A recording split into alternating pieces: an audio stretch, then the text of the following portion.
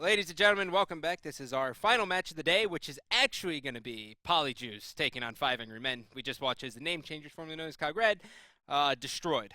Complexity, to put it nicely. Yes, they dismantled them. Took them It apart. wasn't good. But this one should be much closer. The Polyjuice, we already said it once. I guess we'll say it again. Polyjuice, kind of controversial. Right. Some people love them. Some people hate them. Yep. And on the other side, Five Angry Men, they have Shing, who people love. They love the list, Right. man. Yeah, that's They true. love it. Yeah, Five Angry Men. Definitely, it's another one of these kind of patchwork teams of former North American pros. You got the best, formerly of Team Dignitas, replaced by Naw recently, Shing, as well as Shadow Q Mace the Face, the brothers Shadow Q Mace the Face. So yeah, I mean it's a mix-up of some of the best that North America has had to offer sure. over the last few years. We'll see if they can put it together. A lot of individually good players. We'll see how they make it as a team. Yep. That's kind of the question. And can Shing perform? Yeah, that's the big one for me. Is Yeah. is Shing there, right? Because he went from solo lane, and at regionals everyone was kind of under the same impression. Like Shing, he's just not as good as everyone else in the solo. Yeah. So let's put him back in the jungle. But let's see where he stacks up against where the other he, where he junglers. came from, where he belongs, and Shing has always been the kind of player that seems to usually he'll just be this unstoppable force for the first 3 or 4 games of the season or the run, and then people are just like, oh yeah, it's just Shing doing Shing stuff. Yeah. Just he'll go and he'll try to steal your red and you just kill him and then you win the game. You're like, oh yeah, it nice happened a squishy, lot. nice squishy god you picked. Just looking back over the course of his career in Smite, it seems that he's always one of the top players, and people are generally speaking pretty scared of him. But he always somehow manages to get into these kind of ruts where he just gets figured out and doesn't have a great answer for it. I think it's kind of like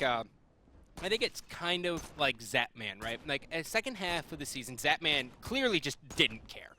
Yeah. It felt like he just wasn't putting in the time. I think Shing kind of gets the same thing, but hopefully the fire's lit under him Shing again gets this discouraged, season, you and mean? he's able to show off. But big thing here, when you take a look here, Kabam, actually playing in the solo lane here. Traditionally an ADC and a mid player, actually is playing Neath in the solo lane, which we saw a little bit of last season. But Thanatos, my man. So, Bart, I don't know if you are aware, but Thanatos might be back.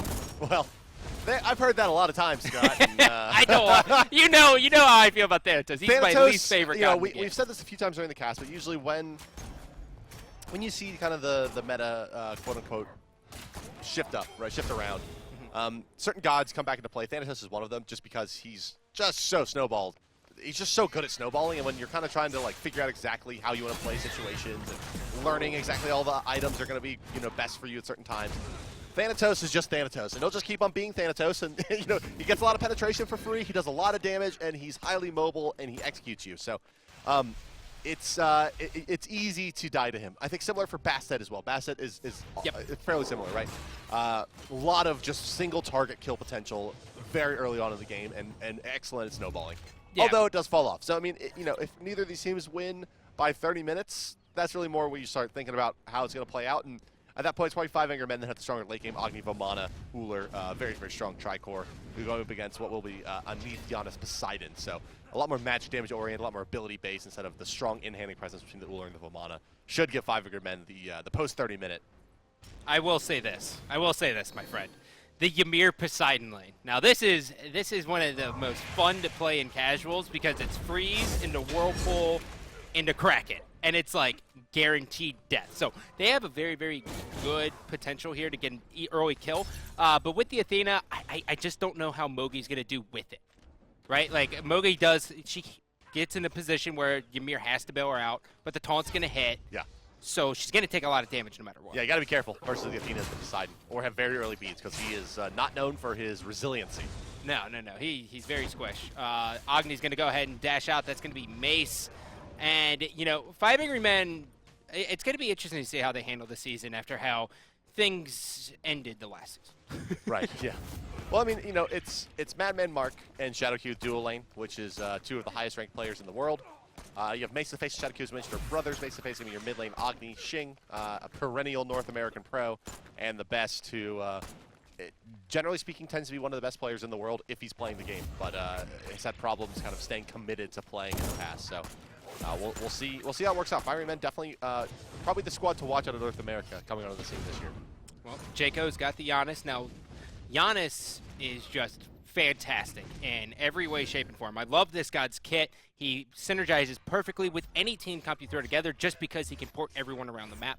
And when you have a Giannis, a lot of people feel like it's inconsistent damage, but when you max CDR, which you always do, it's pretty consistent. You have to try to miss unstable vortexes. Oh, yeah. I mean, Right? there's definitely some tricks to helping you hit them.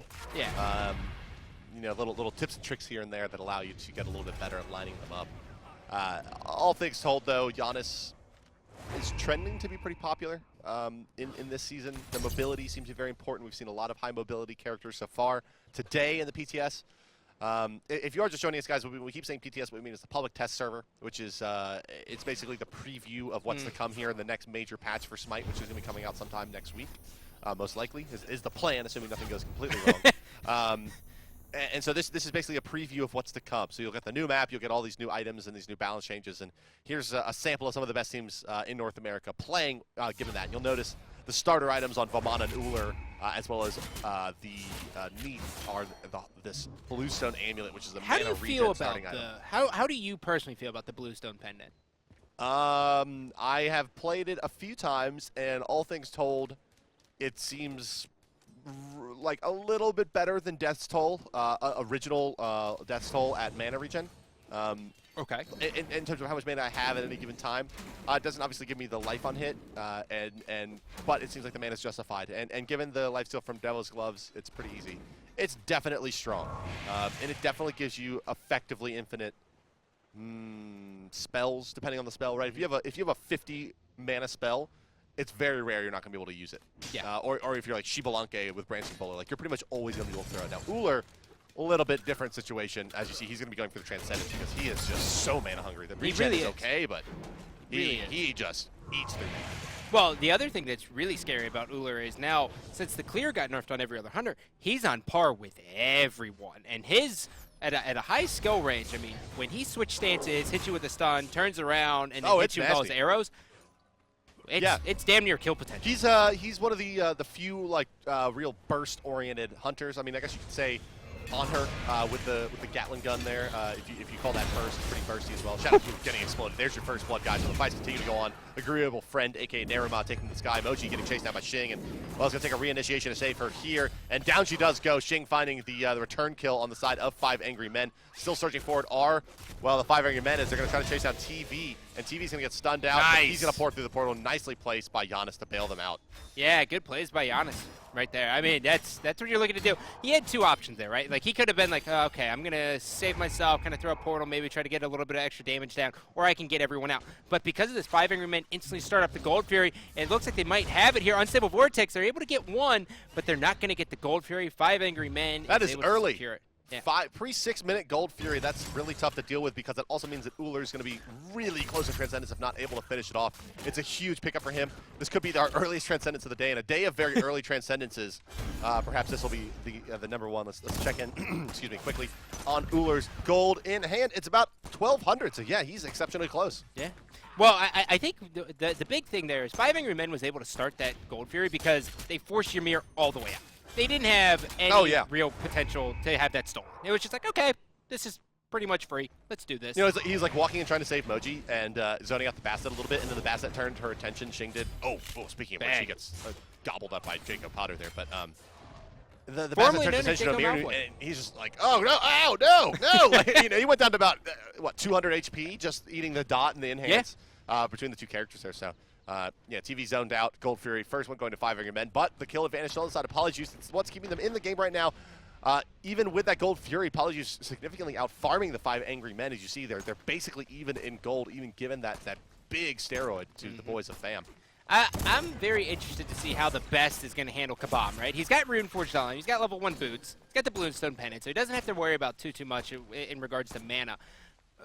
But I feel like Vamana should have kill potential here, especially if he locks him up. He just needs to harass a little bit. He's got Hand of the Gods, which is going to be up in 15 seconds, so he's probably going to hand the next Archer's wave and then just try to aggress, would be my assumption. Yeah, I mean, best. There's a lot of options you have with Vamana, and honestly, the one thing about Vamana is that like early aggression and getting the early kill and winning your lane. Well, hold on, as Xing does rotate over and they find it with the 2-man gang.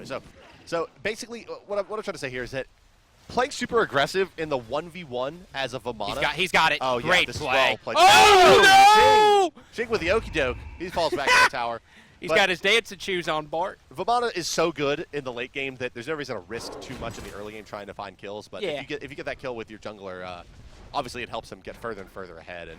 And there's not much scarier in this game than a fed Vamana. Maybe a very fed Kali is worse, but Vamana is going to. He kind of brings a lot to the table, similar to the Hades in the last game in terms of tempo control. He's just an excellent tempo controller. He can rush down your back line and prevent fights from really being able to be aggressed on the side of Polyjuice once he gets his Sprint 3 or Haste of Fatalis online. So that is Ninja Tabby coming out here on Neath. That's not a mess up on the UI. So the Ninja Tabby now giving you some attack speed. They're coming out on Neath. A lot of attack speed. A very interesting call. Yeah, I mean it leads me to believe that we're going to see another on-hit item here. I just don't know how you look 40 power in the face and you say screw you, right? You're a real man. You only need attack speed. I mean, we'll see. I mean, are we going to see an Odysseus bow or a chin size coming up from beneath this? Probably the chin size versus the Vamana, and given that there's a Vamana in this game, would be my expectation, given that it's that bonus attack speed as well. So just more on-hit procs for the Neath should be the case, but we'll see. You know, maybe you know something I don't. Yeah, the Doom is done on Giannis there. Yeah, he's. I didn't see that build coming. No, I didn't either. But it's and you know, honestly, to be perfectly honest with you, it doesn't make a lot of sense with this lineup. You know, like it's okay. Obviously, it's a great damage item, and if Jacob can keep it stacked up, he's going to be in a wonderful spot. But with a Thanatos and a Poseidon and a Giannis, like burst is not going to be their problem. They're not going to have any issue with burst. And the Doom Orb, while giving him the MP5, which is nice for sustain, does that extra damage really yield that much to them in these fights, you know, considering that they already have a Kraken at their disposal and a Thanatos? It's just a tremendous amount of burst already. And a Neath ultimate to set it all up. I mean, the whole thing just seems like maybe he would have been better off just with max CDR earlier and being able to navigate the map a little faster. I think the thing about Giannis that makes Giannis scary is the fact that his global presence is insane. And he can throw out so much damage. I mean, you can Unstable Vortex, drop a portal, and hit an Unstable Vortex again if they hit the portal. Like, that's a lot of damage hitting you right away. And on the right side, you got the kitty cats coming out. Kabam, this should be a kill for Best. Look at the cats just destroy him. Yeah. Best able to take that out. And Shing, we had questions about him. And our guy is 3-1-1. Well, to be fair, like Shing is doing quite well. And I don't want to take anything away from him in his positioning and his when choosing when to gank, but Kabam doesn't have Sprint, has just bought Sprint 1. Yeah. Right? And you need Sprint 2 to deal with cats. Like, that's just how it is. It's true. It has been killed twice, right? And indeed, it looks like he will be going for that early Odysseus bow, most likely, with the attack speed boost. And obviously, attack speed, it's a little bit better later in the game to have the bonus attack speed versus the early power. But, you know, at this stage, given that she really needs to be able to clear the wave safely and from a long distance for the Vamana so he doesn't run her down and shouldn't get exploded by cats, probably would have gone with the damage boost in the situation over the more late game oriented attack speed boosts. But Odysseus bow is here, so looking to have a bigger impact in these team fights with the Chain Lightning. We'll see if it's going to be effective enough as the Gold Fury started up. That might Jacob be Potter in the front line curiously as the Giannis, and here comes Shing and Shadow Q in the back line. The Neath ultimate is out onto Mace of the Face, but it's going to be cleaned up by Madman Mark. The ultimate from Giannis coming through, but just off of the mark that would have likely killed either of them had it hit. Agreeable Friend in Naramha, he's falling back as well, and now it's going to be 5 Angry Men's turn to aggress the Gold Fury. Now, I almost have to wonder if that's TV's, not fault, but kind of the reasoning. They saw his ultimate go down. Yeah. Oh, yeah. And they tried to just burn through the Gold Fury, which in a sense makes sense, but in another it's like, well, if they do kind of go in on this, you have no real damage coming out that's preventing them to try to get the steal. Well, it's a pretty popular strategy to take on Amir and try to burst out a Gold Fury early and quickly when you're even or ahead in the early stages of the game. But I think when you're behind at this stage in the game, it's a little bit risky to blow his ultimate, especially in the face of the enemy team, right? Like that's really where any potential misplay would have been, was just that they should have had better warding, or they should have had better vision and known that the enemy team was coming and not tried to burst it down that quickly, had a better idea of what their actual DPS output would have been. For sure. It's a pretty... you're splitting hairs basically at that point. I mean, it's a very, very high kind of calculated play, and it's one of those things where, in terms of map positioning and map awareness and team play, that 5 Angry Men definitely has the edge here. Polyjuice is a much newer team. half the team coming from the 3v3 scene, competitive 3v3 scene, and you're going up against ShadowQ, one of the premier theory crafting members of the Smite community. So I'll be surprised if Fire Emblem gets caught desperately out of position at an objective at any point in this game. For sure. And ShadowQ, he's got Athena, and I'm going to stand by this until it's proven otherwise, that the presence of Athena just on the map and in your team comp is too much. It's almost too much. Like, we kind of thought like this was going to be, going into this season would be like a little bit longer games, right? We were thinking like 35 to 40 minutes, but every game so far today has been around 30 minutes. Now, granted, you could say that Name Changers is just way out of Complexity's league. And, yeah. I would say that's okay. Yeah. But like, even still looking at it, like, it's still very, very early game based. Oh, of course, yeah, and especially with the Transcendences being so popular here. I mean, that's just such a big steroidal item that these teams are pulling way ahead once they get those online and finding ways to win. Given that, I think that some of the changes were oriented around extending the laning phase a little bit while trying to not extend the game at all. Yeah. Which makes sense. And yeah, we're seeing maybe a minute to 2 minute more laning. Unless you have a Hades. Unless you have a Hades, right? And who gets the tower at minute 5, then yeah, of course he's going to roam. But and speaking of taking towers, over on the left side, Madman Mark is going to be able to pick up this tier 1 here. It will be the second tower of the game to fall. And, well, both of them are in favor of the 5 No, third tower, I'm sorry. 5 Angry Men has also lost their solo lane. So both solo lane tier 1's down and the tier 1 of the duo down in favor of 5 Angry Men. It's a 5-4 tower advantage for FAM. And they've built a nice about 4,000 gold lead as well. So 5 Angry Men definitely in control of this one. And they do have, as mentioned earlier, maybe the superior late game. Young Neath has gone now for the Vial. No tremendous surprise there. Yeah, this is the item of the month, if you will. This item is, it's definitely disproportionately powerful for the cost. There's no question there. For sure. However, it's not as powerful as any kind of like luxury late game damage items. No. But it is very, very, very good given the cost of it. So expect to see it early and often here. But so far, we've seen more Transcendences than we have Ick-Vials today. I think that really just comes down to the gods who are being played, in all honesty. Okay. But as we hold, TV missed the stun. TV's in the mix of 3 people. It doesn't matter. He's Ymir, though. He gets so much health per level that he's just a tanky beast naturally. And it's very interesting for me to take a look at both support builds and kind of see what we're going to see this year. I expected like a lot of Spirit Robes, Lotus Crown, predominantly on one person. Shing finds 1 kill. No, I'm sorry, Madman Mark picks that one up. TV, he's going to be dead to Reds here as well. A little bit off the timing with the leave as Madman Mark, but they're still able to find that kill. Thanatos at half HP. He's going to be out of this fight. Can they burst him down? One shot from Madman Mark. Oh, buddy, there it is. Bladed Arrow finds the kill onto Naruma. And that's a big advantage now on the favor of 5 Angry Men. 3 members down. No major map objectives for them to go after. They're still a little bit damaged, anemic to go for that Fire Giant at this point. But they're able to just go back, farm up, and look at the best. They made so much room for the Lamana still, and he's able to aggress so much here now, considering that they took that fight and won it on the left side of the map. He gets really free reign on this whole right hemisphere. And we're starting to see kind of where Polyjuice's strengths lie and where their weaknesses are. Obviously, their strength is pre-10 minutes, right? Like, they understand the laning phase. When you play a lot of casuals, and when you play a lot of in-houses, the laning phase normally is a lot longer than in competitive play. You don't have all those big rotations. That's why at the beginning it was like, oh, this is pretty even. Like, 5 Angry Men, they could actually lose this. But right now, as the game progresses into the 15, into the mid-game, you can kind of see 5 Angry Men just has that competitive mindset a little bit better than Polyjuice does. Yeah. And that's really, really hard to do, and maybe. They do have a do more, be honest. So come on. They're playing pretty aggressive here. I mean, like that means that like they're expecting the lanes to break pretty early, right? I mean, that's an extremely cost-efficient stacking item. They don't have any Transcendences on their side, right? I mean, they went with a lot faster, they went with a more mid-game oriented item build here, but they're losing the mid-game. That's a difficult position to find yourself in. Yeah, Shang, you got to dodge your size, buddy. Oh, instead he's got a teammate to help. Unstable Vortex, he's going to miss. The slow's going to be there. He's going to jump all the way back. Shang, the plays. He's got the help from his teammates. He's got Mace. Best is going to be there. Athena, ShadowQ jumps in, has the taunt. And are they going to try to commit on this? They are. Baby's going to be there. The stun's going to be there as well. There's so much wasted on this TV. And TV hits him with the wall, and he isn't going to live, though. Mace to the face. Yeah, Mace to the face isn't going to miss that bump. Yeah. Not in the choke. That's a pretty easy one to pick up.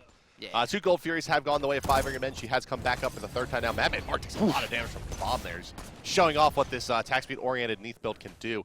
But counter wards coming out. Mace to the face going to clean that one up. 5 Angry Men going to start the Gold Fury here. 13 kills to 4 at 17.5 minutes. They're up by quite a bit, and their Gold Fury dropping now under 50%. 42, 37, 30, and execute. There it goes. 5 Angry Men takes the Gold Fury, and they'll pull ahead by quite a bit now, working towards 8,000 gold in their favor. Yeah, Shing's going to force Kabam out as well. Jacob Potter now, he's Giannis. He's safe. They won't be able to kill him, but Thanatos, excuse me, is going to jump in. Thanatos going to get stunned. Madman Mark, he's got kill potential. He falls through the portal, though. Will he continue to aggress? He won't. Shing's able to get one, jumps out. Thanatos is going to go down to Madman Mark, who Thanatos, for some reason, didn't go to the tier 2. Meanwhile, TV, he's stuck, and now he's just going to go out here as Poseidon's going to throw it. That's going to be Mogi. Mogi's going to be looking down 3 people. Shing's going to clean that one up. TV trying the best he can, but it's not enough. Kabam's going to get stunned as well. Here comes the wall. It's not good enough. TV goes down. Kabam is next. Polyjuice is going to wipe their 2-5 Angry Men in their own jungle at their tier 2. Nearly 10,000 gold, 17,000 experience in favor of Shadow Q and the boys from 5 Angry Men. They're going to make their way to the right side of the map. It could be a tier 1 mid, it could be a Fire Giant, it could be both even. Definitely the standout player here for me is Madman Mark. Yeah. He's kind of the question mark on this team. He's the only member of this squad that isn't a tenured North American professional player. He has always kind of been flirting around the edges of the scene, always been an exceptionally high-ranked player as well in solo queue, and now really showing that he can compete definitely with Polyjuice here, as he's won his lane pretty much outright and has taken control of the range DPS footsies in this game so far. So that is interesting. Uller looks like he could be going into Dev Gloves, but I wouldn't be surprised if this is a Bloodforge. That's a Bloodforge. Yeah? Yeah, they need to fight. Like, they're fighting right now. Yeah. He doesn't need to get a Devourer's Gauntlet. The laning phase is too late. It doesn't have that kind of percentage transitive property like maybe like the Book of Thoth would for a mage, where even though it's a stack enemy, you get it anyway because it converts your very high mana pool to damage.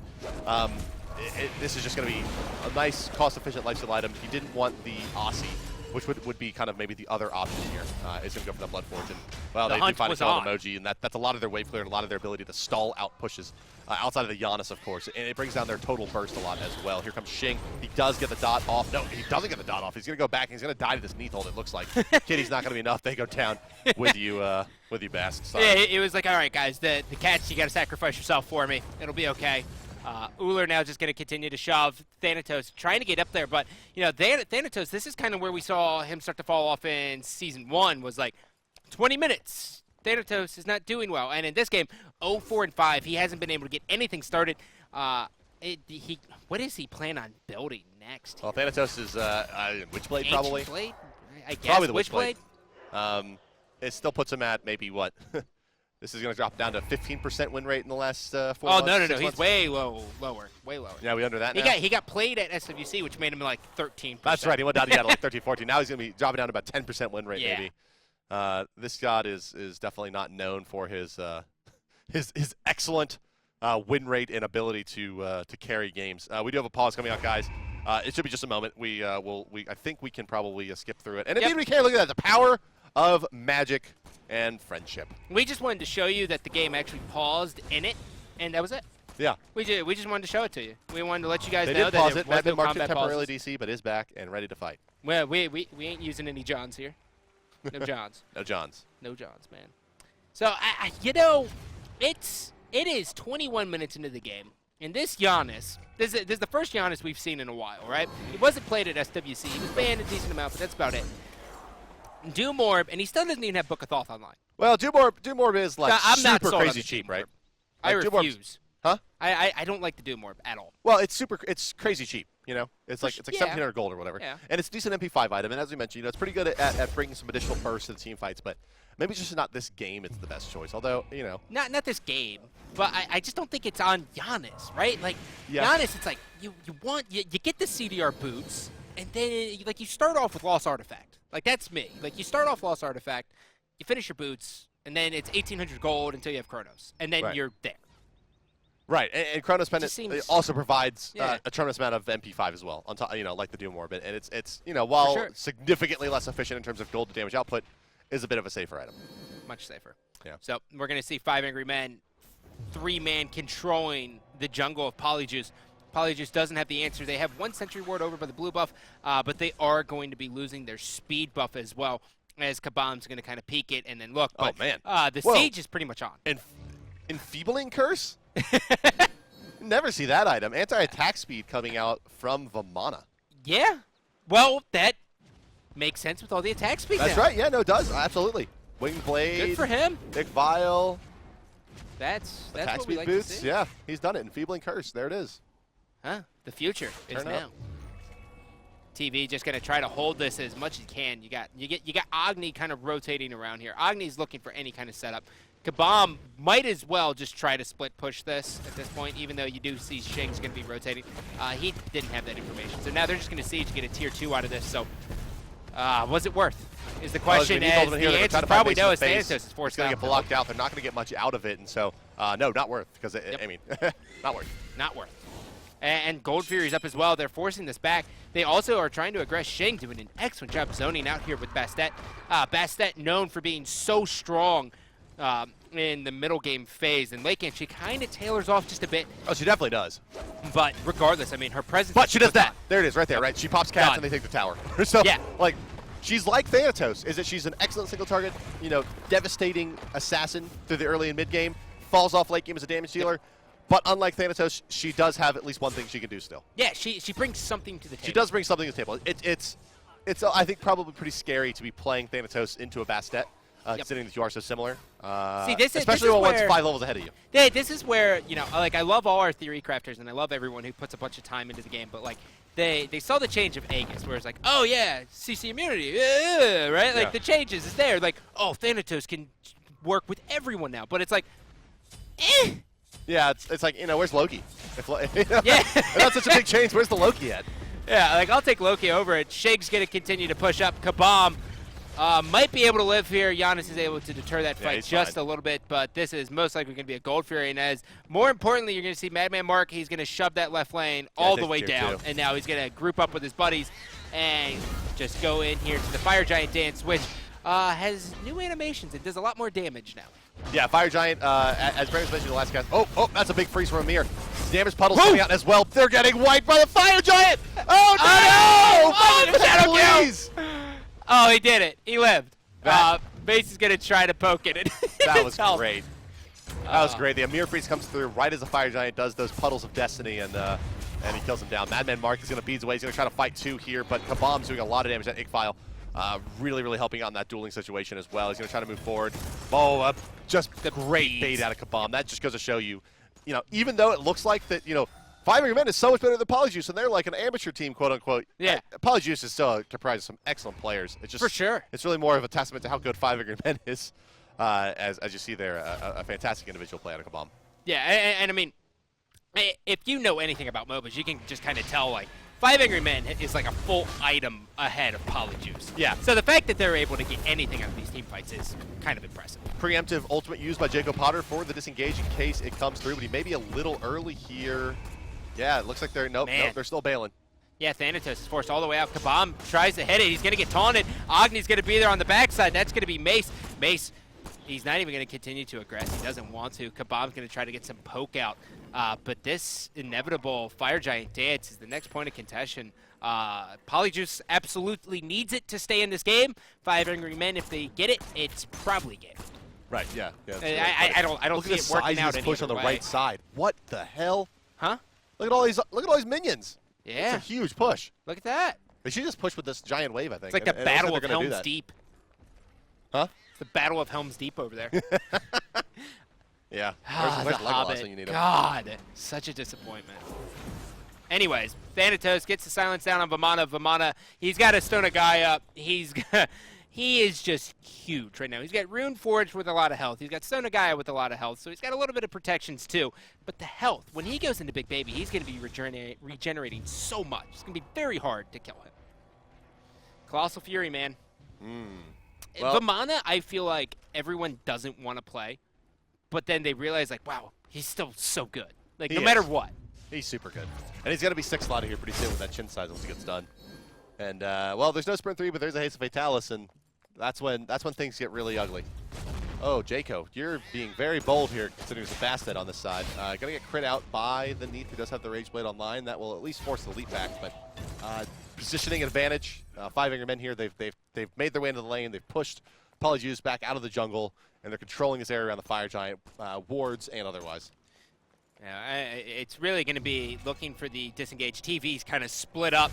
Ideally, he needs to get under this tower here because they can burst him down very easily, and it looks like that's exactly what's going to happen. That is not what Polyjuice wanted to have happen, and that's going to go, that's basically a direct beeline, if you're me, get straight to the Fire Giant, clean this one up, because I don't think Polyjuice can contest it. Looking at it, Polyjuice, they have a hand 2, but that's it. Their hand of 3 is down, so they won't be able to get the secure. Shing's going to burn his down, and 5 Angry Men is able to secure the Fire Giant. That is a big loss. Yes, that's an important pickup for the 5 Angry Men in terms of their ability to close this game out in the next about 4 minutes. Yep. With this buff, they have a real opportunity to do it, absolutely, no question about that. They have the right itemization, they have the opportunity finish for Agni, which means he'll be able to clear waves in the zone very well. Vomana and Bastet both nearly 6 slotted here.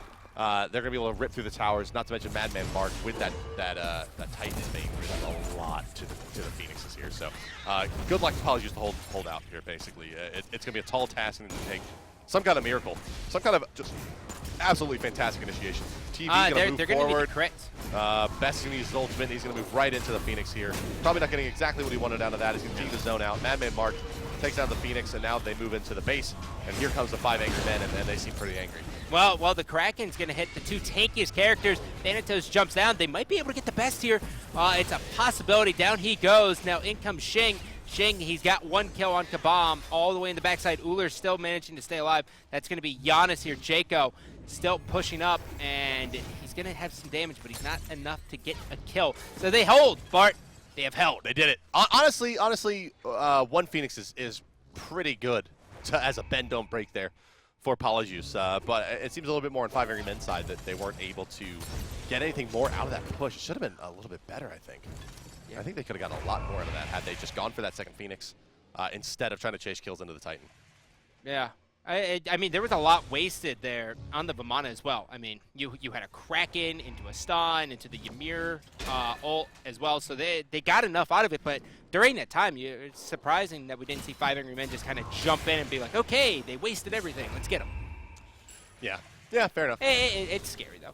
That's going to be an Ullr soloing this Gold Fury here. Mark's going to pick that one up. Yeah, it's not going to be hard for him to get that one. No, he's definitely HP positive at this point versus the Gold Fury. Oh, those. Yowza.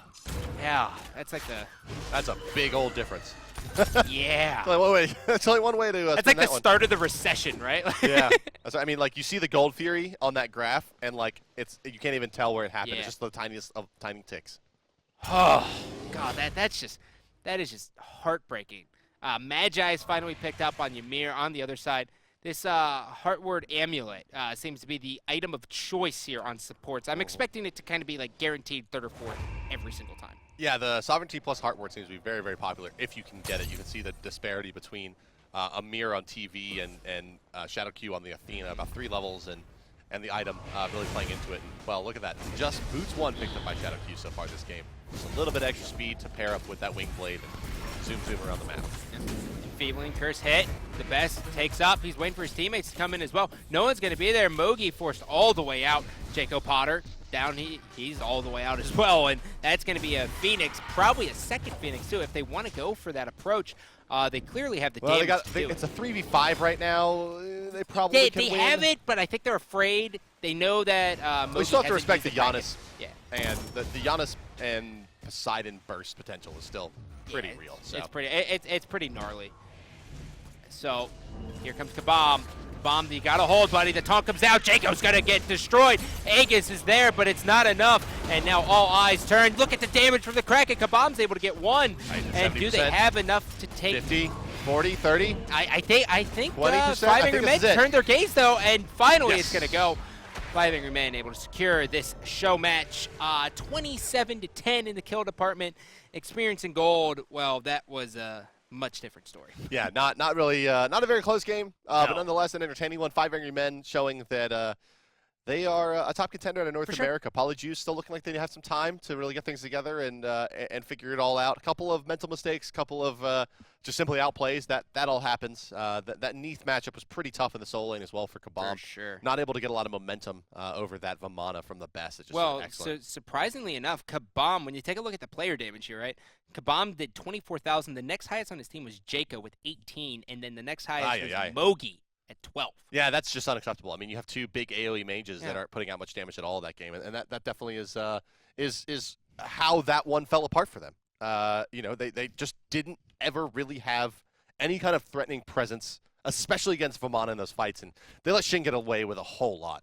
Yeah, Shing was able to pretty much do whatever he wanted, right? Yeah. Like, Shing was jumping in with Bastet and burning everything, and then it was like, oh, okay, thanks for the kill. And you let Bastet do what Bastet does, and that's get kills early. Yeah. And then on the other side, Thanatos didn't. nothing. Right, he did. Exactly, he right? It's like same. They're trying to do the same thing, and one of them did, and the other one didn't. It's basically a mirror matchup, and then, as we mentioned, Bastet also has that viability as a split pusher, kind of in the later stages of the game. Looking at it, we watched 4 games today. Do you think hunters are still going to be in the hunter role? Like, I mean, that's like the big controversy, right? It was like, oh, our hunters phased out. To me, I think Ullr's like first pick.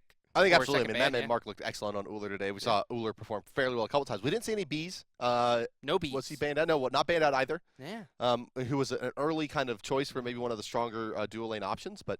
A couple of Poseidons as well. Both of them got destroyed, unfortunately. We didn't see Poseidon really excel today. Yeah. Allied and Moji both definitely struggled versus the Ullers. But yeah, for sure. all things told, it looked like a pretty good showing. I mean, definitely learned some stuff. Yeah. I think the big thing to take is 6 slotted hunters are scary. Uller's probably number 1 right now from what we've seen. Granted, we didn't see the B. Sure. But Chrono seems to work out pretty well. Absolutely, yeah. And Hades is the thing. It actually looks like teams maybe are going to have some trouble finding enough physical damage in their compositions, given how they're wanting to play the game right now. That is like the perfect point. What you just said is like perfect. Yeah. Like that's, of course it is, Scott. Yeah. Of course it is. I'm Bart. Well, ladies and gentlemen, that's going to do it here for us for the PTS Showdown. Tweet us and let us know what you guys thought, since it's the first time you've ever voted on your match. That's right, yeah. You guys got involved, so let us know how you thought it shook out. Hit us up on Smite Pro or Smite Game on Twitter. That's at hi-rez Scott. No, you're at Scott Gandhi. Yeah, see, now you're a traitor. I'm at hi-rez Bart. And tomorrow, more of this coming up tomorrow for the European side of things, starting at noon Eastern Standard Time. You can find all of us back here in the studio bringing you 4 European matchups. You can find all the information on this blog at esports.spikegame.com. That is it from us from the studio. Scott, any final thoughts? We love you. We do love you. Hearts, we'll see you later. We'll see you tomorrow. Good day and good night.